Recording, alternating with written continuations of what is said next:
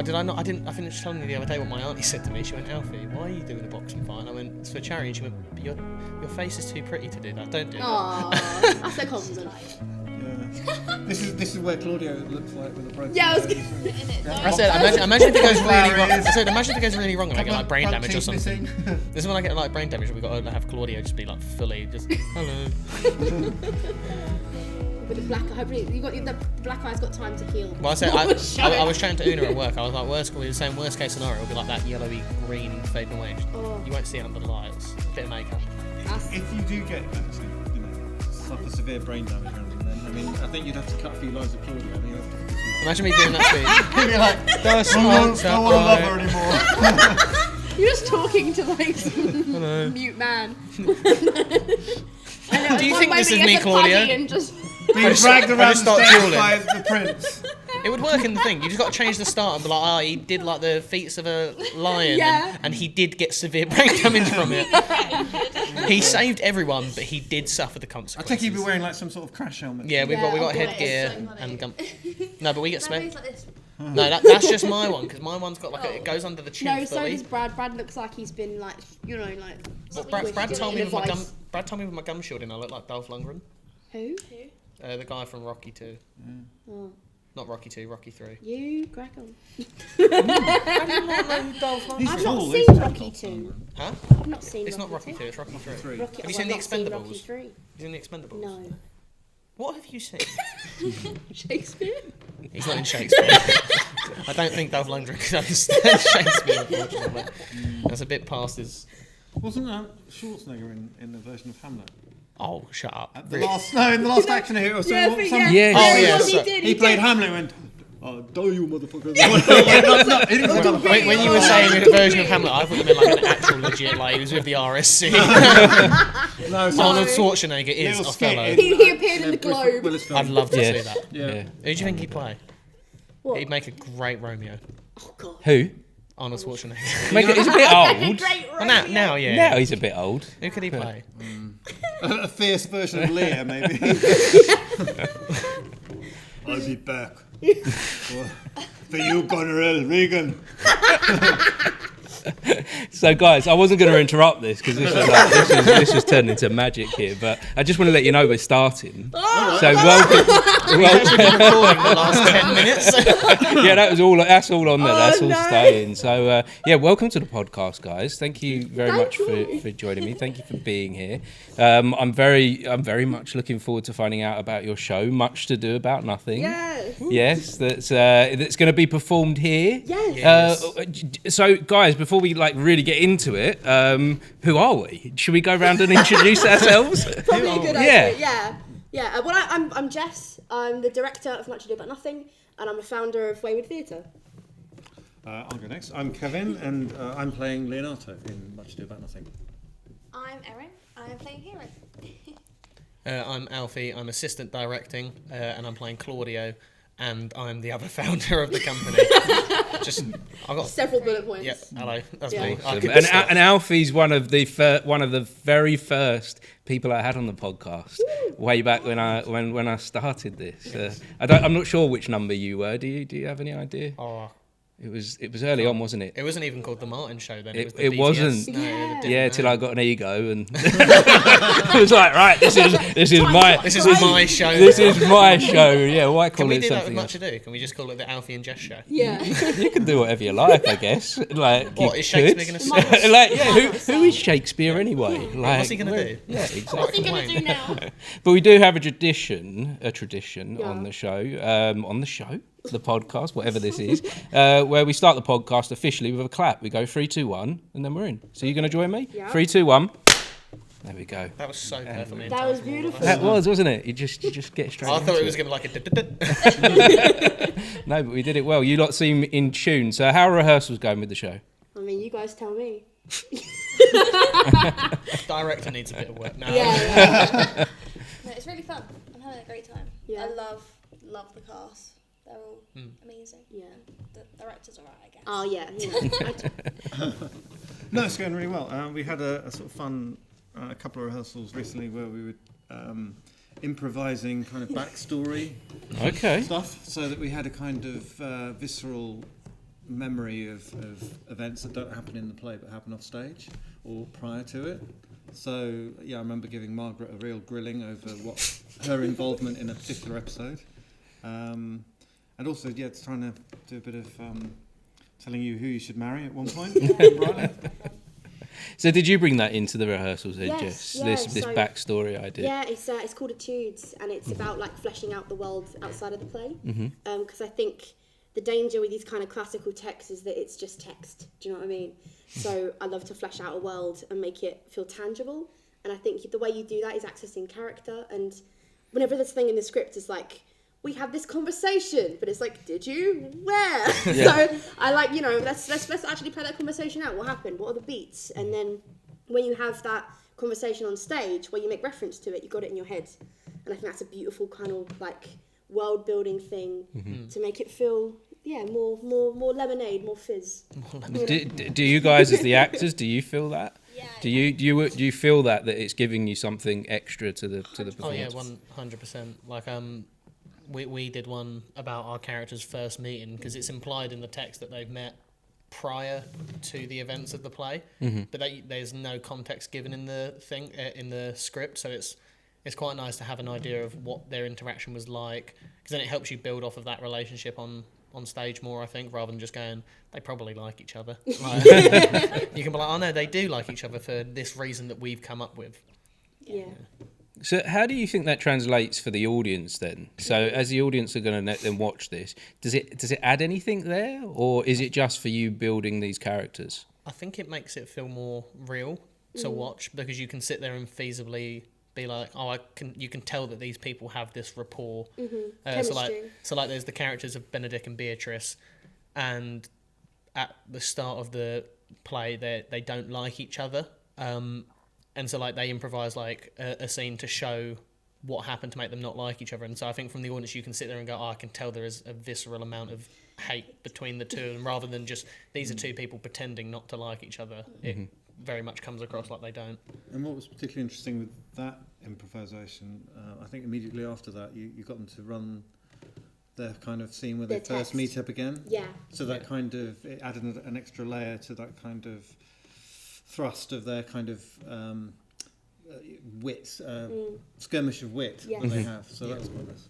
Thank you. Do you feel like you've got time to add in this extra dimension to rehearsals? Because when you're doing this is an amateur dramatics performance. Yeah, like we're trying to do semi-professional. Semi-professional. Yeah, we do a profit share. Oh right, okay, Yeah. that's interesting. Trying our best. Because so I'm going back. So I've got a bit of backstory with you two. Yes. That I remember when you were very first talking about setting this company up. Yes. Probably about a year ago now. Was it almost? I mean, gosh. I think maybe Like- Yeah.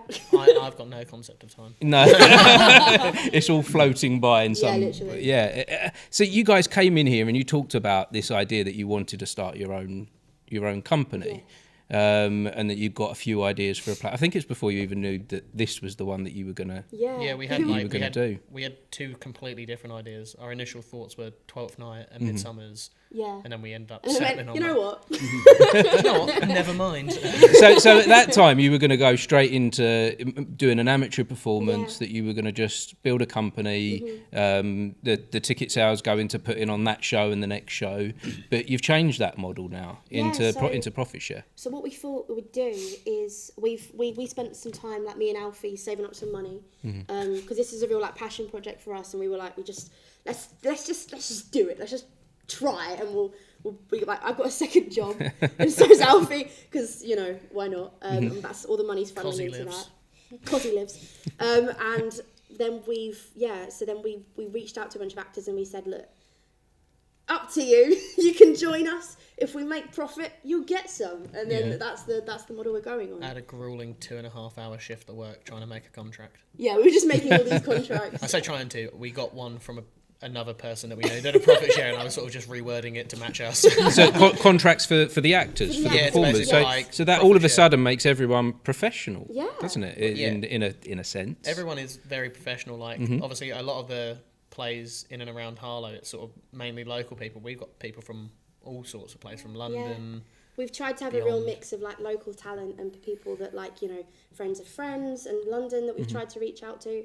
because I think it's important, one, to bring new like talent to Harlow, and like because I think the Harlow art scene is up and coming. Yeah. And I think that like it's important to have these new people come in and bring what they can to the scene. But also important to recognise, like, you know, long-established talent, and you know, and making Old. and like trying to involve everyone we can, really. So do you think changing it to profit share has done that then, has brought the new Oh, yeah. people in? Because, you know, people from outside of the town where you live and where you're putting this on, it's going to cost them some money to get involved, isn't Exactly. Oh, yeah. absolutely, especially when they get fined getting the training. Oh yeah. Oh gosh, some of our actors, bless them. They were coming from Stratford and they forgot. Yeah, to be fair, they forgot. One to of buy them- tickets. One of them didn't tap on. They didn't realise that you can't tap out Yes, in yeah. Harlow. This so happens a lot, actually, That's at what happened to him. Harlow And then the Station, other one forgot his rail card that he definitely has. And it was at £65. £65 fine each. I know. And They they might- come they into might our get house a back. bit sad that day.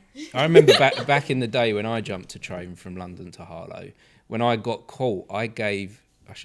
this has been recorded, isn't it? I forget. I forget. No, this is like 20 years ago, and the person that I'm going to mention won't even ever listen to this, I'm sure. Don't jinx it, No. don't First jinx episode they So listened to. I just gave my best friend's address and telephone number, and just went about my day, and that was it. End of story. That's a good shit. I'm doing that to you. Yeah. Well, he never questioned me. So if he got a bill come through, I don't know what happened with that, but I guess it's not quite so easy now. Oh god. No, but I think I'm personally really proud of our talent, and I think that they've worked really hard. And a load of them have heard what's really cool. A load of them have heard about Harlow and Harlow Theatre, and so they were like really excited to come and like experience it. And I was like, yeah, oh my gosh, it's like getting out there. They're Oh, the really? first few people to not immediately be put off by the word Harlow. Yeah, They were like, Harlow?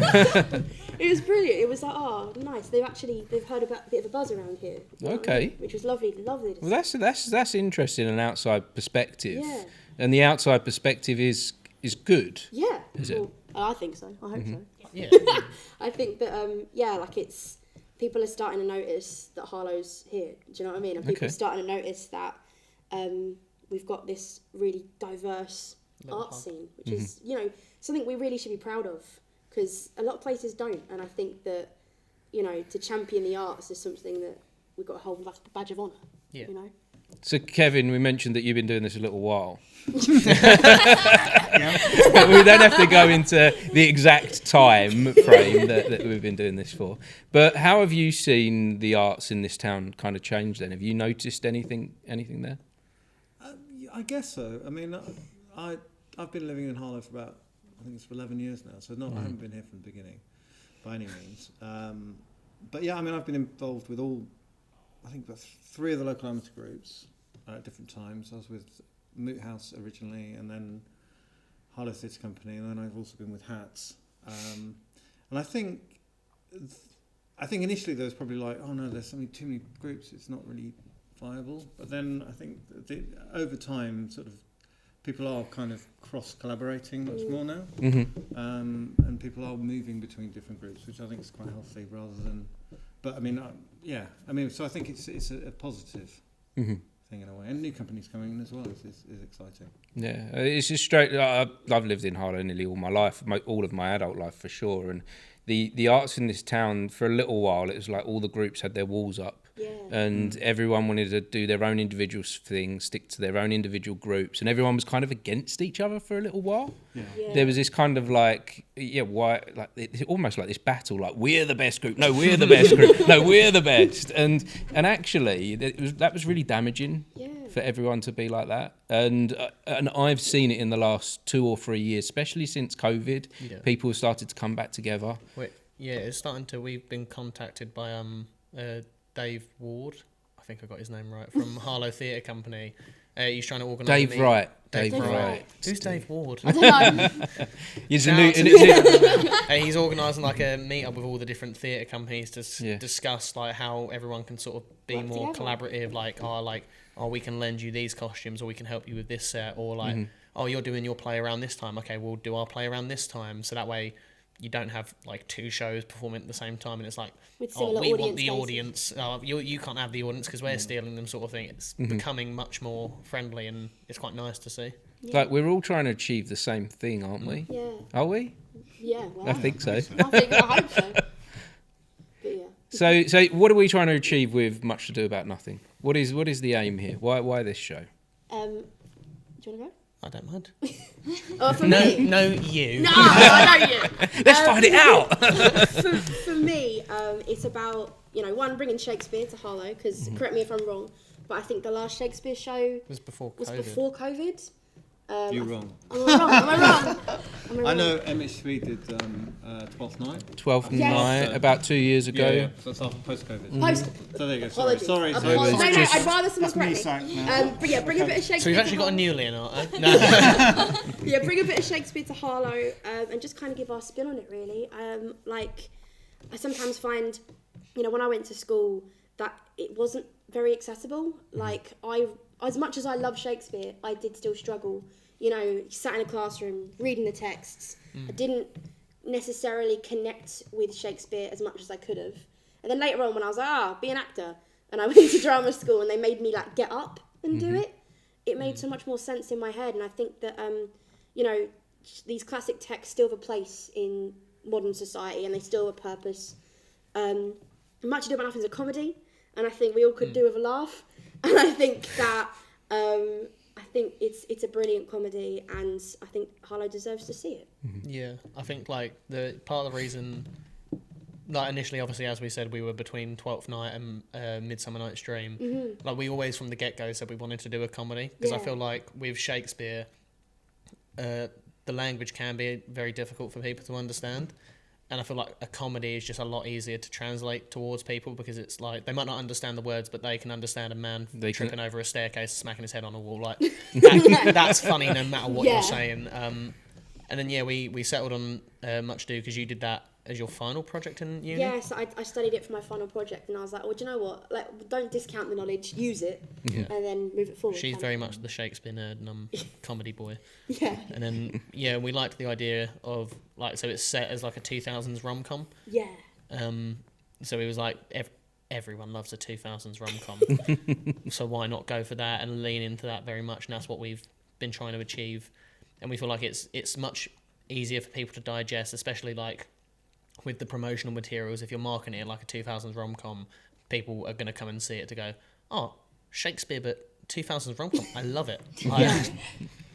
And all loads of the like 2000, as like well, 10 Things I Hate About You is Taming of the Shrew. and stuff. She's the Man is She's quite yeah, right. so it's already got the roots in that. And I even think- like modern day, there's a film that came out last year or early this year called Anyone But You, which is literally a modern adaptation of Much Ado About Nothing. yeah.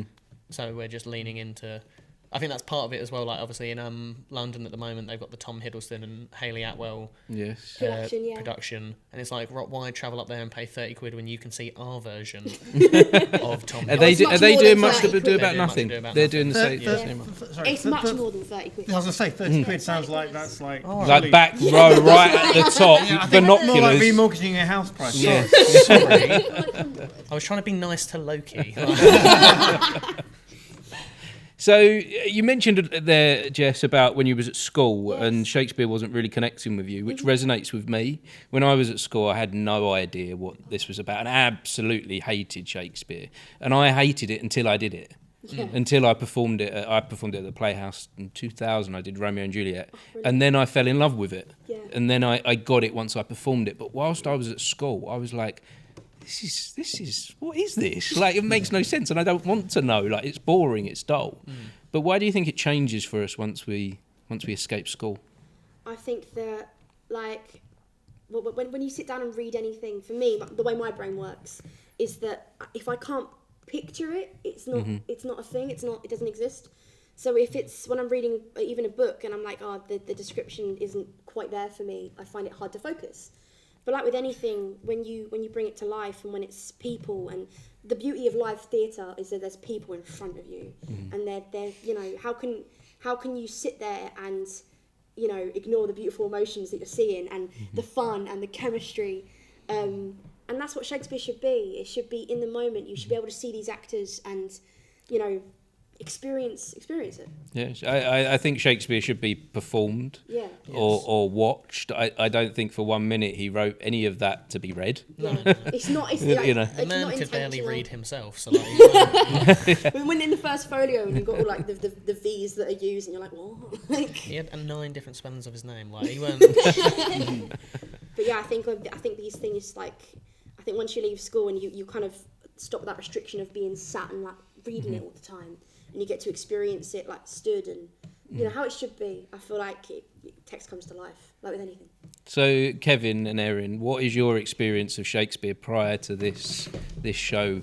Where did Shakespeare where did Shakespeare start for you two? Well. The same in school, I did not get along with Shakespeare. I swore I'd never do it again. When I did GCSEs, I was like, nope, Romeo and Juliet, done, never again, never looking at Shakespeare. And then I went to uni, only started falling in love with it in like 3rd year. And I think I did Midsummer's I did. Beautiful. And I played the Lion. On the assessment day, 2 people called in sick, so I ended up playing 3 characters. Brilliant. She was like, just change your costume. I was like, okay. Just change it. They'll never know. The Lion, Moonshine, and the Wall. I think, Yeah. yeah. And then in that moment, I was like, oh. They're all on love stage it. at the same time. I know. It was very much Your free split costume. but then these two started talking about like putting on, like doing Wayward, putting on a show, and I was like, I want to be involved. And I came to audition and I was like, hello, please let me be in it. And then and now doing it, I love it. Like it all, like putting it to life and doing like as a human and embodying hero, it's just making sense. Like, I mean, I'm not going to start speaking Shakespeare in my normal day life. I think you should. Absolutely. At work. No. What's thou like a cocktail? Now like a pint. But yeah, now my love-hate relationship has grown to a love. And so where did that change? Probably in rehearsals. In rehearsals. So why did you why did you audition for this show then? If you had a bad experience with it from school? Oh, why not? Yeah. Okay. Let's do it. Why not? Pure peer pressure. Peer pressure. Yeah, peer pressure from these two, from the friends outside. But I thought, why not? What's the worst that could happen? Mm-hmm. I'm not in it, and if I'm in it, I love it. And I just love performing, love being on the stage. It's really nice to be in a theatre again. To me. And what about you, Kevin? What's your history with Shakespeare? Me and Shakespeare go way back. Not that much, really. I don't know. I mean, I've done a few Shakespeare. I did quite a few open air productions in London. I did Pericles, one of the lesser known plays, As You Like It, and A Winter's Tale. And I was in the Hats production of Romeo and Juliet at the Playhouse. And I just think with Shakespeare, I think the more you work on it, and the more you're working through the lines and everything else, then I think it then starts to, when it gets embedded in you, then it makes a lot more sense. Sometimes if you just read it once, then it's like, I don't really understand what this is. But it is that applied effort, and I think, you know, you get the more you put in, the more you get out. It's one of those things, really.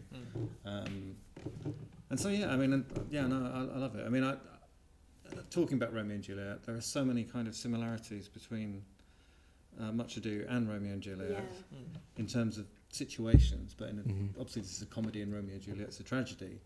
But for the character I played in Romeo and Juliet, he was a domineering father who has a real shouting at his daughter, and I'm playing a domineering father who shouts at his daughter in Much Ado About Nothing as well. So, you know, he must have been going, You've got brains. recycle those ideas. Yeah. He is the domineering father. He's just projecting. And so what other similarities have you found then between Romeo and Juliet and Much Ado? I've never really considered the two similar. Friar. Yes. Friar is the one who plots, who comes up with the solution to the problem. And in Romeo and Juliet, obviously, it's Friar who says to Juliet, pretend to be dead, and it will be sorted out, it'll be great. And and obviously it doesn't work out. With this time, the friar basically, I don't want to give any plots away though, but he basically organised Spoiler and it's a happier ending than it is Romeo and Juliet, that's all I can say.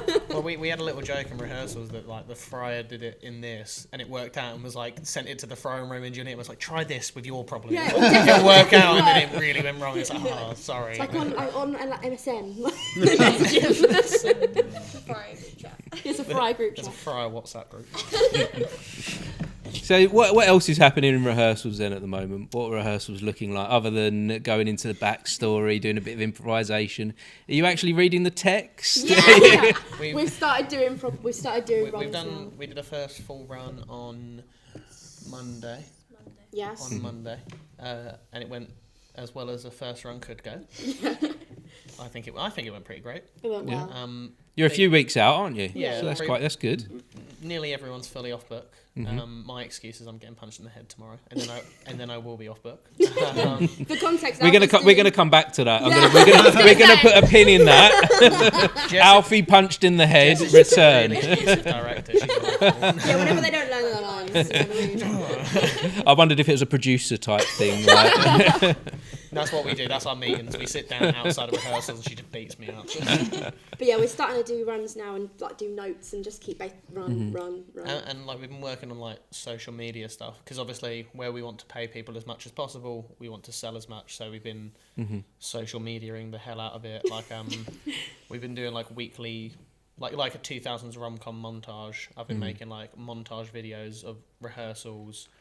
And I'm making like a 2000s rom-com style trailer with like the trailer man voice and stuff like that. But I just need to get a few more shots, and then that'll be going out soon. Yeah.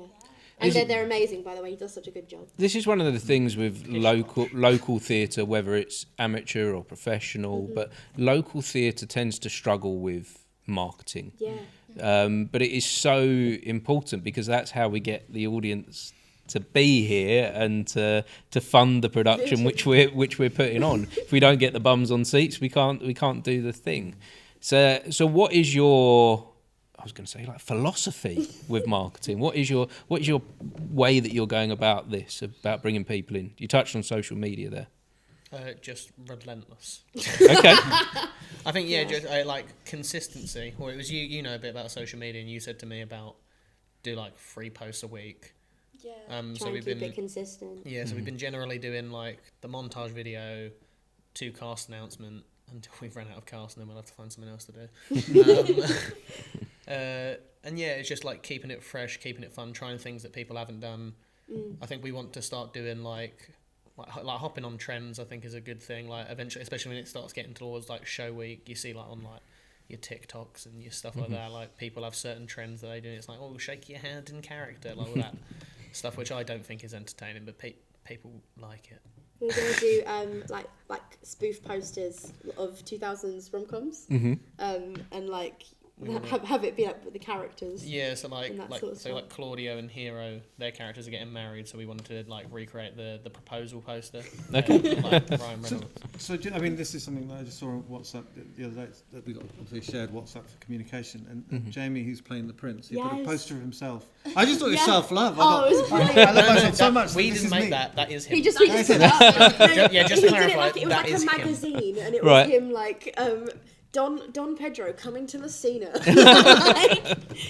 But you could use that for a bit Exactly, of marketing. yeah. Yeah. Brilliant. It doesn't look that much like him. And He's got and weird facial we hair. should mention as well, part of marketing is Jamie, one of the people that's in Jamie the cast. Miles. Yes, he's playing the Prince, Don Pedro. Okay. And for the show, he's amazing. He's offered to do some original music for the show. Like proper like 2000s music. Like there's a song in it that we do a dance to, all the lads do a dance to, and it's very like NSYNC Backstreet Yeah. Boys, and it's like you ain't nothing to me, because Much Ado About Nothing.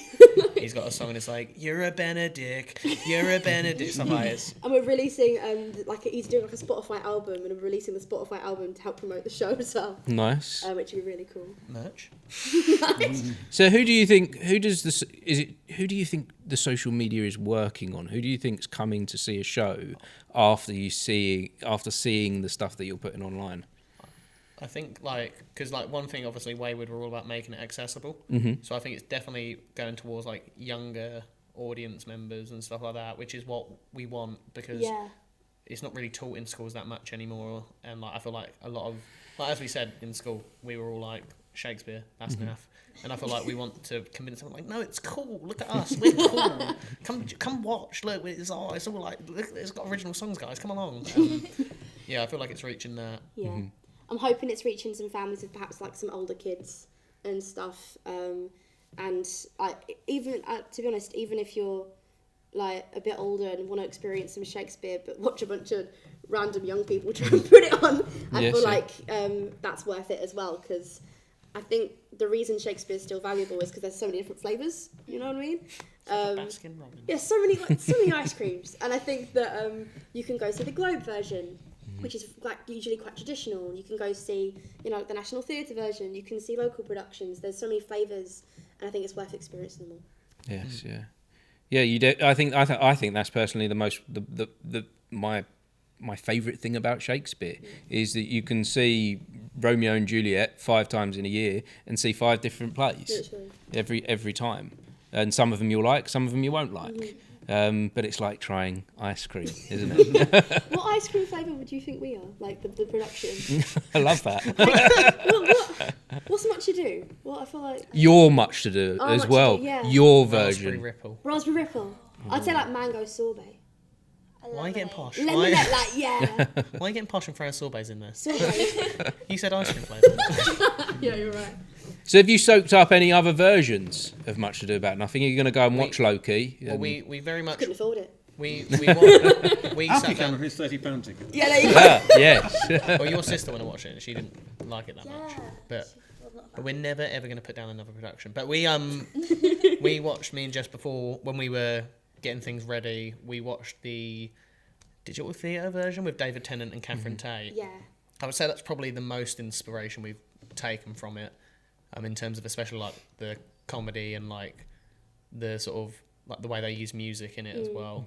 I watched the Globe version with Eve Best, and that was really helpful for me for like in terms of like transitions and stuff. That one was really cool. Yeah, because we pretty much we've got 2 transitions in terms of like lights down, lights on. The rest of it sort of flows quite Because the nicely. Globe, because there's no like they just walk off. Shakespeare didn't have lighting. No. There's a really fun version with Keanu Reeves. Oh, Yes. yeah. Have you watched that? Yeah. Yeah, well, I say it's fun. I haven't watched it since I was young, so like 20 years ago I saw it, and I enjoyed it at the time. I don't know if it's dated now. Who did Keanu Reeves play? He played. No, he was Don John. Yeah, he's Don John. He's the baddie. Who was Claudio? It was. You had Michael Keaton in it as well, didn't you? He was Dogberry. He's Dogberry.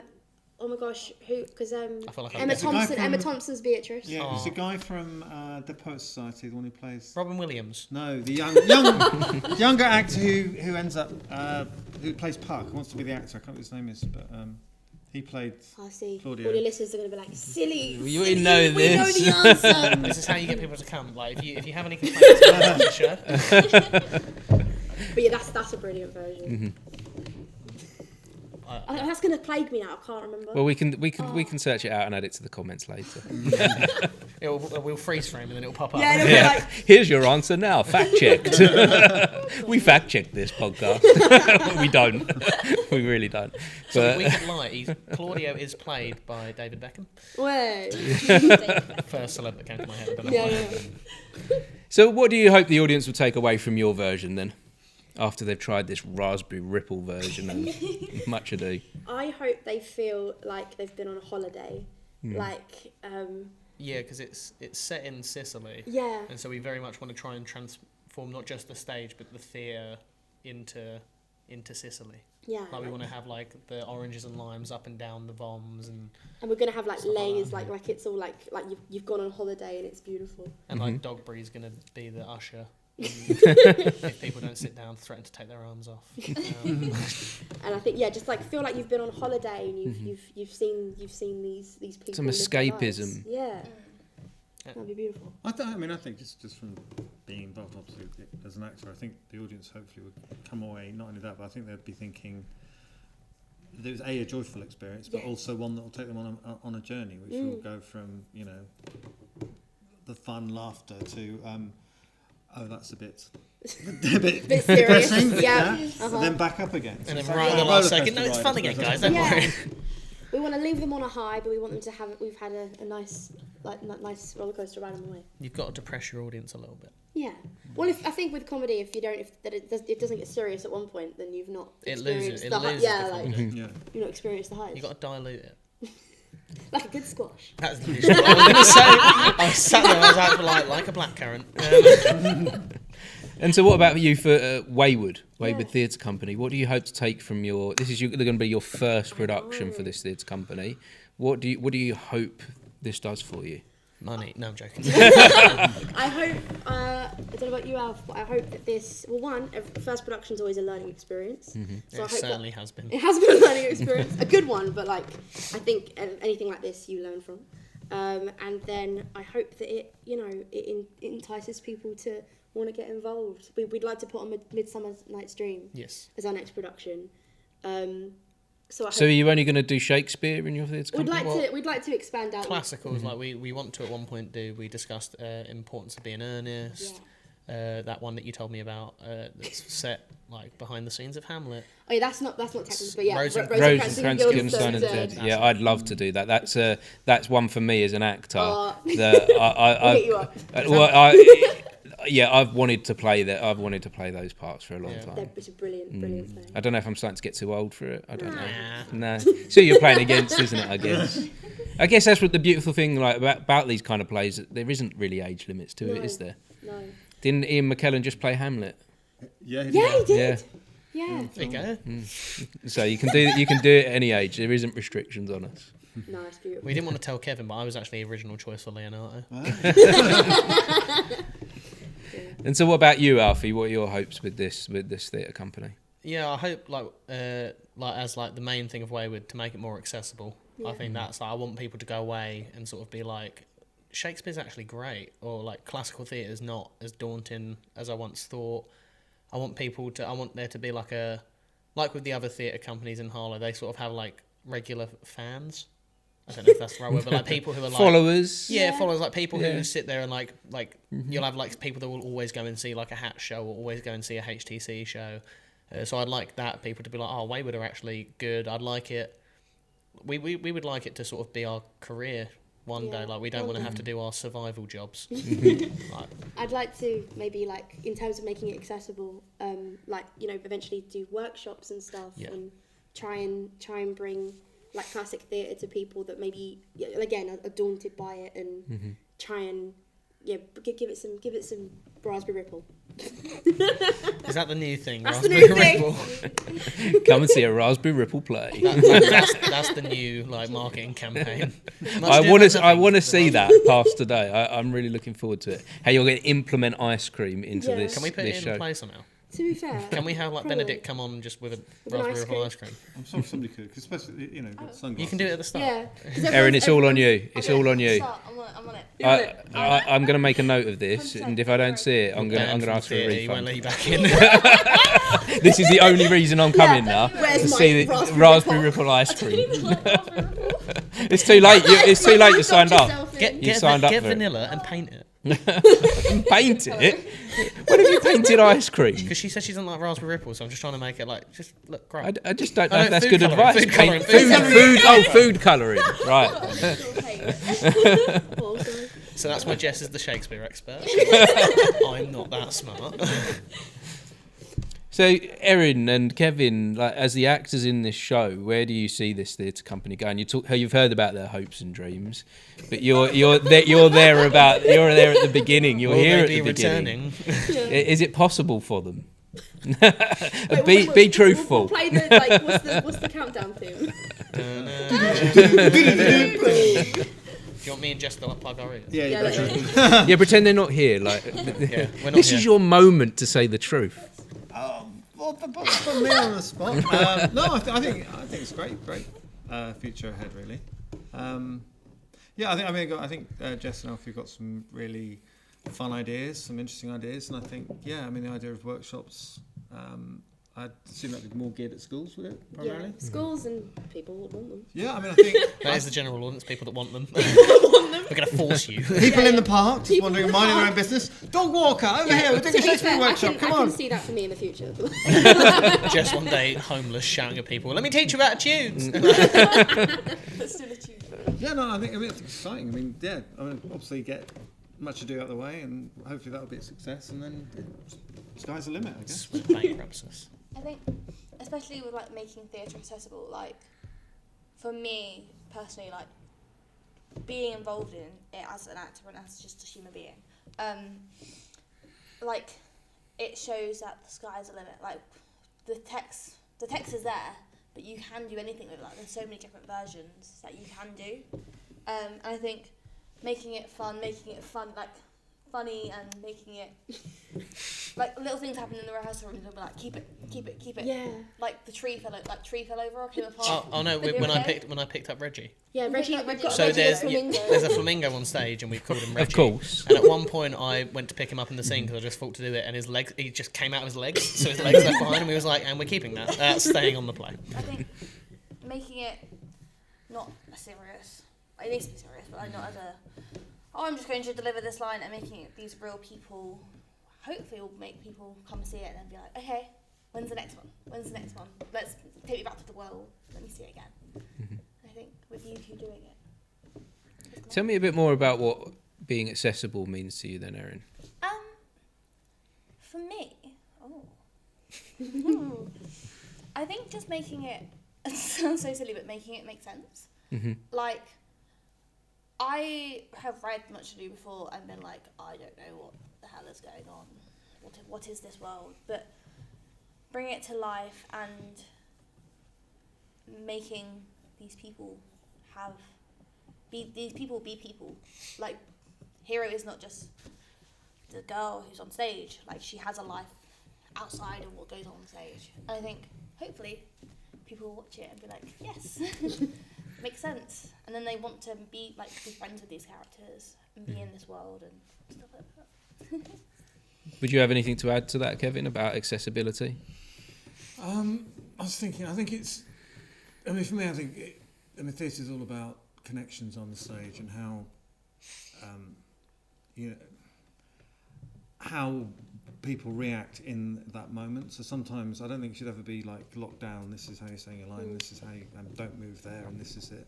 I think there should be that allowance for spontaneity and truth to come in that moment, so that you can almost surprise yourself or surprise your other actor. So actually, the audience going, "This is a very genuine moment because it's truthful. It's actually happening."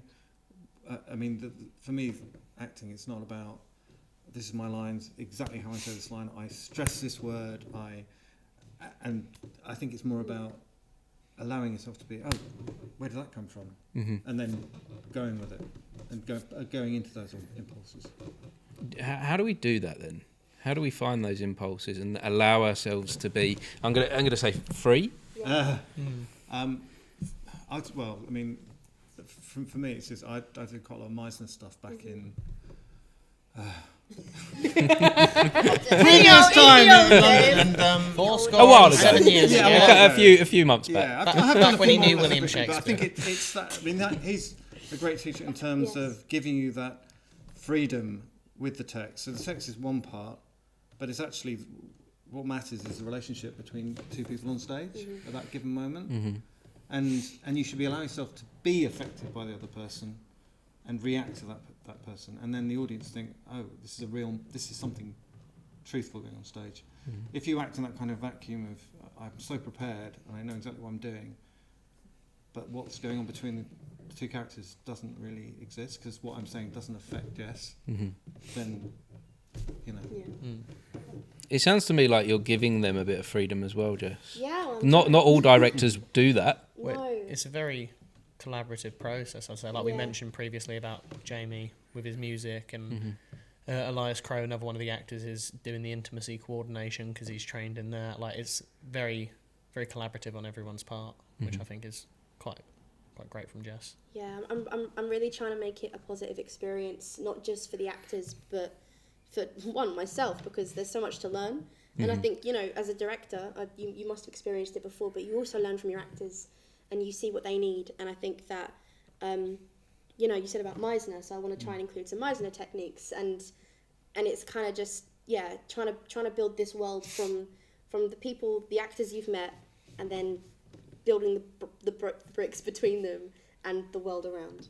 You know, create the house, make the foundations. Create the home. Create the home. What a beautiful metaphor. And so where does the foundation start? Always the text. You know, and I think as a director, you kind of first pass through, you read through, and you go, right, what are the main things I'm visualizing? What's coming to me? What kind of things have to happen? You know what I mean, for this play to work. And then obviously you got your casting process, and we saw so many amazing people. But then also, like, you know, chemistry. Are these people, like, you know, are sparks flying? Am I seeing kind of these relationships popping up? And then, you know, it's been so beautiful seeing these people work, and I don't know, like, watching something grow. I guess it makes my heart feel warm. It's like we do like check-ins with the cast. Okay. Like there are very heavy moments in the play. There are heavy moments, so that you have to check. I do a check-in at the start and I do a check-out at the end when we've got time. But I make them give a word and stuff, and like, it sounds weird, but you know, someone said like caramel and honey, and I'm like, wow, you're in a good place. Like, this is a warm place. And then if someone's not having a great day, and they say, like, you know, prickly or whatever, and then it's like, cool, I'll meet you there. We'll meet you there, and we'll go from there. And it's just having that connection and seeing that form has been like, one of the best things I've been a part of. Honestly. I think to even build on that, like, that extends to the audience as well. Like, one thing we're doing differently in our version, and I think, like, obviously for his time with Shakespeare, like, with like the discussion around women and how women are treated, we wanted to sort of more modernise that, and especially in this play, like, the character of Hero, for instance, as a woman, she's not treated very well. No. Sorry, I laugh out of uncomfortableness, but like, she's not treated very well, and I have to be the horrible person that does it. But yeah, so like, one thing that's not in the original play and it's not in the text, hence like what you were saying, Kevin, about like the text isn't the most important thing, is that there's a scene when Claudio basically has to do an apology to to what he believes is Hero's grave, because he believes that Hero's dead, and he reads out this poem, and it's a very sad bit, but we all had a discussion with the actors about how she doesn't actually get apologised to in the text, like, as the women in the play made it quite like aware, like, it's not a very nice thing that this woman is treated so poorly and she's done nothing wrong and she doesn't receive an apology. And we thought, like, that's the thing that should be extended to the audience. So during that scene, Hero appears in the back, like, she comes out in the background, she finally gets to hear that apology, and it's something that's not been done before as far as I'm aware. And that was your idea, Jess, which is like very, very good. And I just think it just adds that bit of extra warmth and just brings it modern and makes it more accessible to the audience, because there might be some women sat in the audience going, this is very male dominated and like, oh, these poor women on stage are just sort of being shouted at, and they don't get apologised to, and they just sort of accept it and move on. And we was like, no, we don't want to do that, because that's not how it should be, and that's thankfully generally not how it is in the modern day. So that was our little bit of Wayward we sprinkled in there. See, I'm noticing this. This is something of the time that plays and books are getting adapted to suit our sensibilities of this moment, and I'm wondering how good of a thing that is to actually do. Is the play being put on to teach people a lesson, or is it to perhaps maybe show them another way of thinking, or not to think, or not to act? Is there actually some power in maybe leaving it the way that it was, so the audience can experience how we shouldn't behave, and maybe grow some empathy? I think when we first started this journey, there was a discussion of like, are we gonna like update the text, or are we gonna leave it as Shakespeare text? And we had a discussion about it, and I was like, no, leave it. we're doing Shakespeare. Let's put on Shakespeare. I know we're setting it in the 2000s, but the text is there. And I think that it's about walking the line. Do you know what I mean? It's about making it our own thing and making it worth putting on. Do you know what I mean? Because if we're just going to do the same as someone else, why would you put it on? But then by the same token, like you say, making sure like it's still the text, you know. And it's not like with Shakespeare you can just kind of improvise these lines. They've all got like, you know, it's very particular. So it's, you know, I think that's worth preserving. But any text like Shakespeare that stood the test of time, it stood the test of time for a reason. And that reason is not only kind of the amazingness of the text, but I would also argue how it's been continually brought to life. Like the works of like Christopher Marlowe and stuff are still known, but nowhere near as known as Shakespeare. And he's, I think a contemporary of Shakespeare. So it's like, well, why is that? Because Shakespeare is put on more often. Everyone knows Shakespeare, and the amount of productions there've been, it's like it's in the cultural zeitgeist. You know what I mean? Yeah, and I think the thing with like preserving the text and not changing it is like for instance the big scene where like both me, like Kevin and I, absolutely go in on the character of Hero. Like we are horrible. It is, and like Erin? she's. Sorry. Like the two characters are horrible to her for something that she has merely been accused of and she hasn't even done.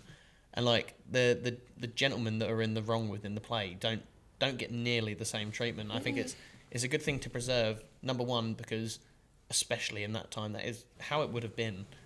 And number two, like unfortunately, in some instances, there are people that are still like that. And so again, like what you were saying, it's a case of like educating people and being like, this is what, don't be like this, man.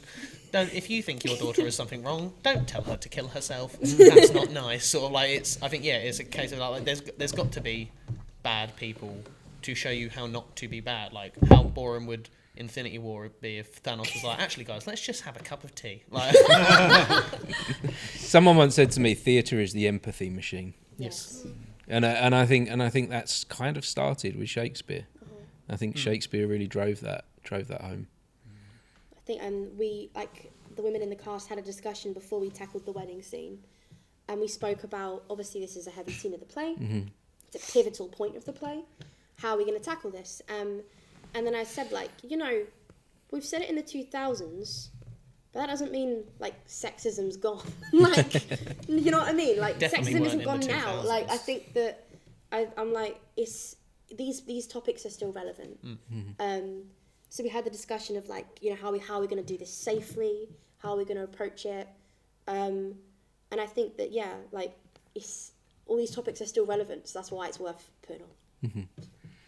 We also touched a little while ago about checking in on actors. Yes. When they arrive, when they start rehearsals.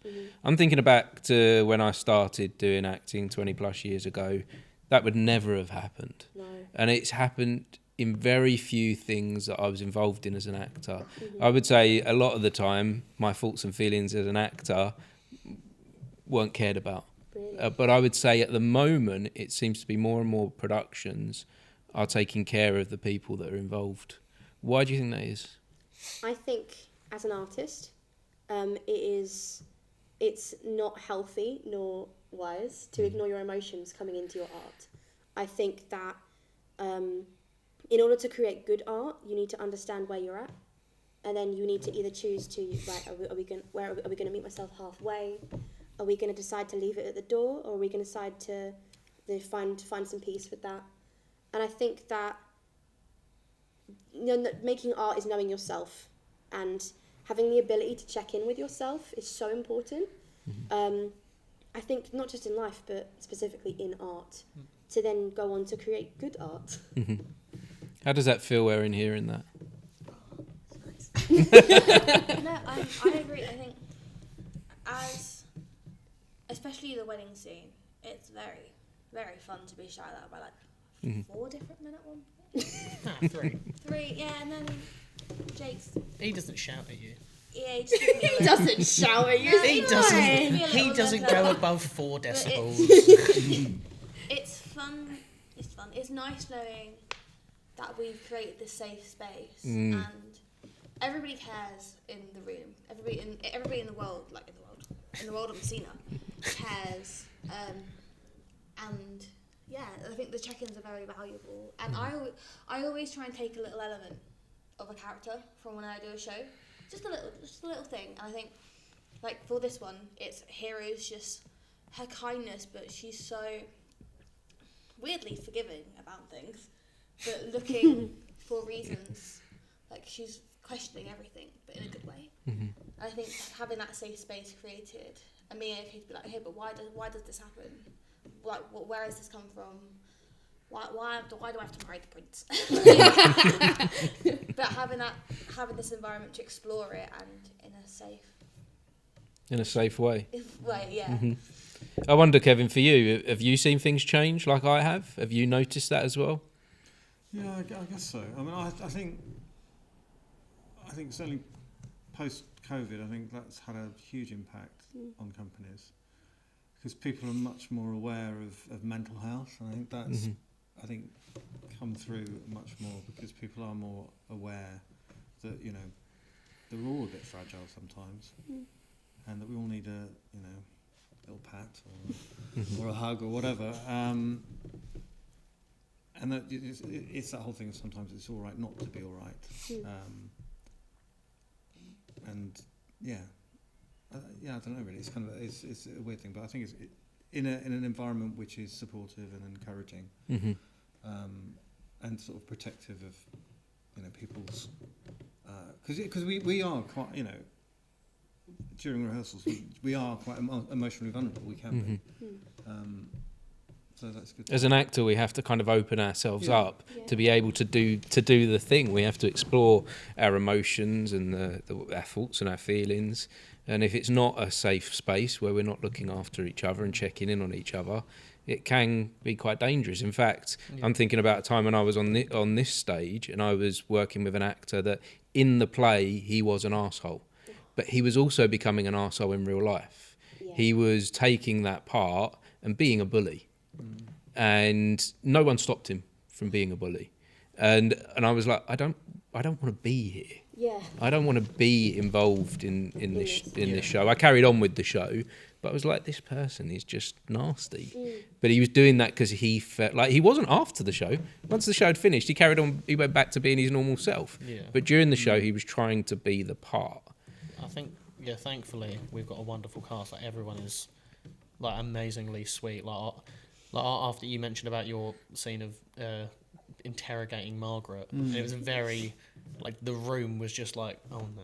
Like, everyone sort of stopped. It felt like the moment when a teacher starts berating a kid and is like, everyone went silent, and it was a very sweet moment that Kevin, you went and gave Ash, who's playing Margaret, a hug, and it was a very sweet moment to like make sure she's okay. I did ask first, though. No, he did ask first. I just hugged her. And but I mean, for that, it was like, I mean, it's kind of difficult because it was a situation where, I mean, for Margaret, it was basically a sackable offence, and we did it like a police interrogation kind of thing. And we could have skirted around it and kind of been nice. I could have been nice to her, but I just thought actually, Leonardo would not be nice. His daughter has been made to look. I wouldn't like to say that word, but a harlot. Harlot, yeah, and it's partly her fault. I mean, Margaret's fault. So it wouldn't be a nice kind of cosy little chat. It would be more than that. And you just played it in a safe space. Yeah. And like after that, the wedding scene, like all three of us, upon finishing the scene, always come to check in to be like, really sorry. Like, I keep having to buy her teddies to be like, I'm really sorry, Michelle. Please don't leave me. So what would you do, Jess, if someone's breaking the safety of the space, if someone is pushing the boundaries? Yeah. How do you deal with that? I think I'd remind them that the check-ins and check-outs are like clocking in, that kind of thing.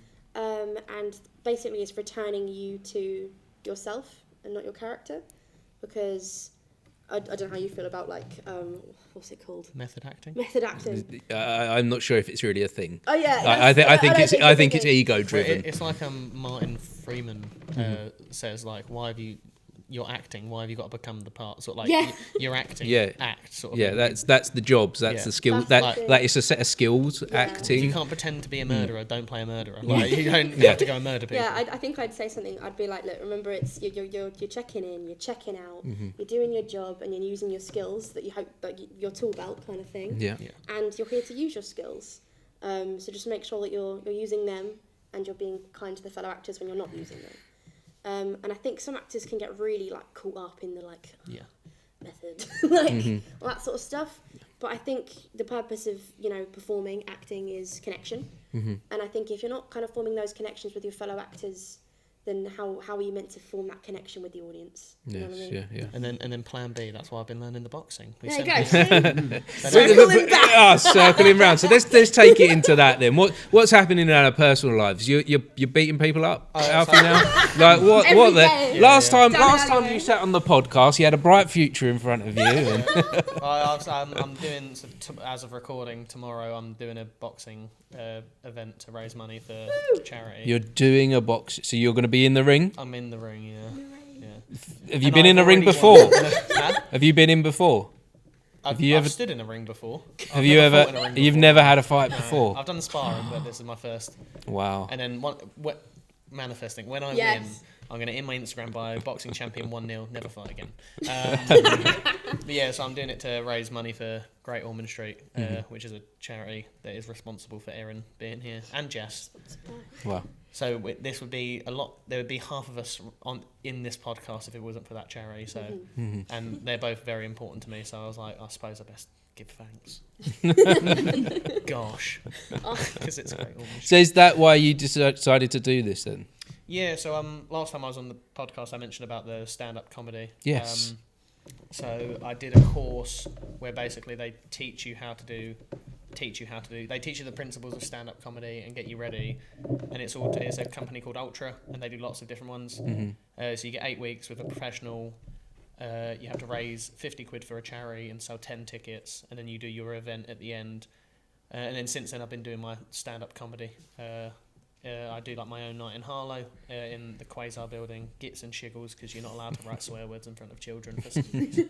And then I'd always liked boxing, so when I did my weight loss, I'd done like some boxing, like brief training. No, you skipped a step, Alfie. We've gone from comedy to boxing. It's my brain, but it links. No, like so did you feel you needed the boxing to protect you in your stand up? No. Like were the audiences getting rough with you? What was So happening the here? The same company. So after doing the comedy for the charity and raising money, so I did that one for Mind.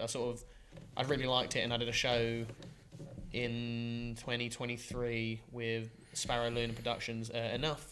With Dan Middleton and stuff like that, and they raised the money for Mind. So then after doing that in 2024, raising money for Mind again with the comedy, I was like, I kind of want to do a charity thing each year. And I saw that Ultra do a boxing thing, and I've always liked boxing, and I was like, do you know what? Why not? Gave it a go. And it gets you a bit healthier as well. Gets you ready for the streets of Harlow. Gets you ready for Jess's outbursts when she's getting overstimulated in the rehearsal studio. Flamingo, The flamingo's leg's broken again. So I've done that, and then I want to do more charity next year. Lovely. Maybe a marathon if I hate myself that much. But yeah. I've done a few marathons. see? 4. I've done 4. You've done 4 Yeah, marathons. the last one I was so broken. I was really. Oh, that's not convincing. not The last one Do I was it, so but broken. right. Still took 4 hours though. But I mean, it's just like 4 hours. Yeah. Wow. It's hard. I mean, basically, I kind of hobbled the last 6 miles, but See, after running most of it. And then I'm stupidly adamant that I think I could walk a marathon without training. No. I think I could. you probably could. I've got longer Yeah, legs. see, If I you've got know general someone that did fitness, the you London Marathon that got halfway and the rest in an ambulance because they didn't train. Did they still get the medal though? I don't know. I don't know. That is the only. ambulance journey to the finish line. Yeah, I think that is On the the. way to the hospital, could you actually Yeah, just stop about 10 foot away from the finish line? Let me cross and then we'll go. But that happens a lot. That have people think, oh, I could do it. I could do this. That's easy. I think But then walking you- it is different to running it though. I think if you thought you could. Did walk you in, like, think 8 it minutes, metaphorically walk it like it'll be easy, or do you actually do you mean you're think going to running walk it? it? Walking it is in like a breezing. Yeah, breezing. I would actually train, just to clarify. I'm not that much. I am an idiot. I'm not that much of an idiot. So what about you guys then? Kevin, what's next for you? Right. Well, I'm kind of. Well, with Alfie as well, actually. You're getting into the boxing as well. No, You're in the ring with him. I'm in the ring with him. I'll be his coach. I'm doing it. No.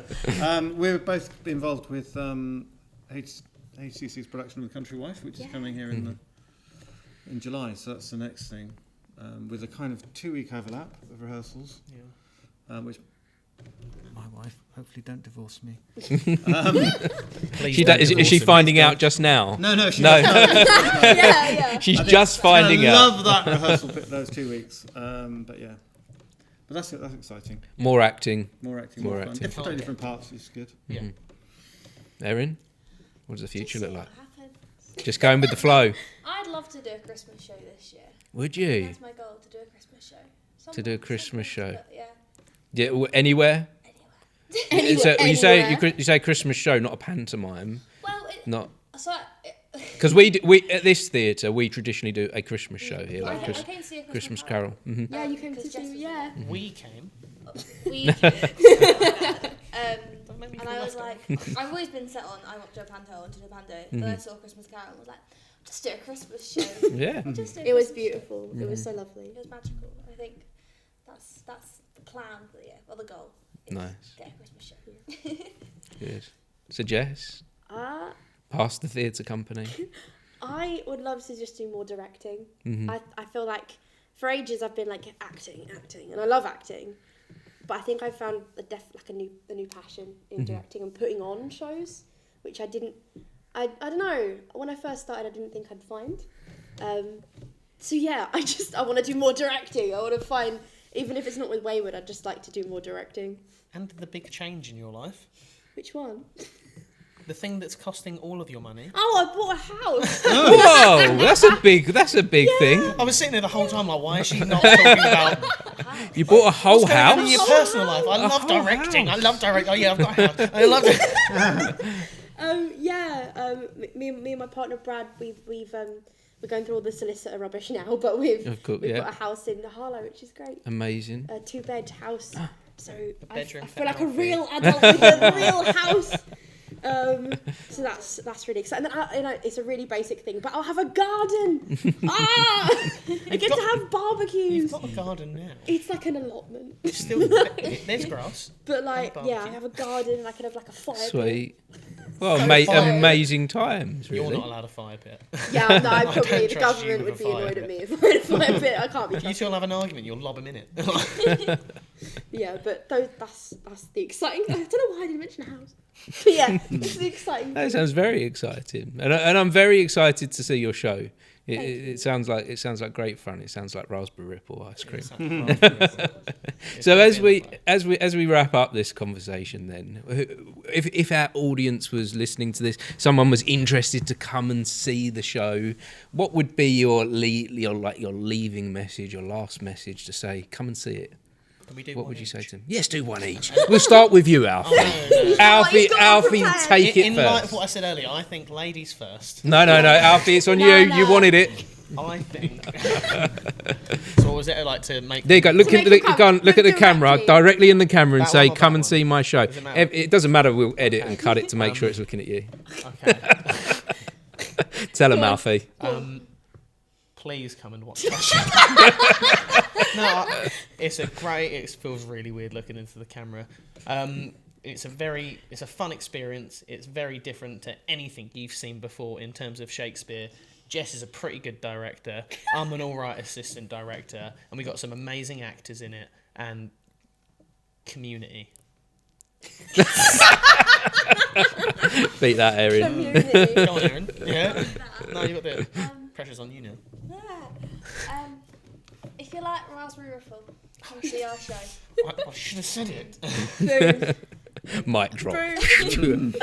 You can't use Raspberry Ripple now. It's been taken. Yeah, it's been taken. Or Community. Those 2 words are unfortunate. Okay. Look at the camera. Yeah, Look at the camera, camera. Kevin. Look at the Directly. audience. Okay, direct the camera. Directly. Yeah. Got to stare him down. I have, yeah. It's a great opportunity. No, smoke on my hands full. We're restarting the podcast. Come and see a very exciting, fun, production of Much Ado About Nothing, and it won't break the bank. So wait, let me start. Come see Much Ado About Nothing. It's the original rom-com. It's going to take you away on a holiday. Come to Messina. You won't regret it. Amazing. Well, I'm coming. I'm buying my ticket. Where do I buy my ticket? Ticket Source, Wayward Okay. Theatre Company. So full. Oh yeah, you can say it. Oh, it's www. Get a pen. Hold on. Get a pen and paper. Get a pen and paper. Alright, get a pen and paper. We'll wait. Yeah. We'll wait. All right. Now it's www. Not 6 www. You don't even have to have the www. You just put Ticket We'll Source. start again. Just Ticket Source. Oh, Jess, say it. Ticket Source, Wayward Theatre Company. It was that easy, was it? Slash. And when is it on? It's on from the 30th of April to the 3rd of May. Where? Here, Victoria Here, Hall, the Theatre. Victoria Hall Theatre on this very stage. This stage. Amazing. Not with that You'll be lying down there somewhere. Yeah. It's gonna be like 3 arches. It's gonna be like grass. Probably Wow. roughly where Kevin is where I cry about a girl that's dead that's not really dead, and I apologise. Yeah. Hear that? Yeah, and Jess, you can see the chairs in the background. You will spot Jess right in the centre there with a notebook telling us what we've done wrong. Holding a cue card. Like big cars like the shop. Thank you. Well, this has been wonderful, guys. I truly appreciate it. Thank you so much. Thank you very for much. joining me. And if anyone has been watching or listening, Please. thank you for joining us for this Thank conversation. you. Thank you. I'm sorry. Thanks again, guys. Thank Cheers. you. Bye-bye. Oh.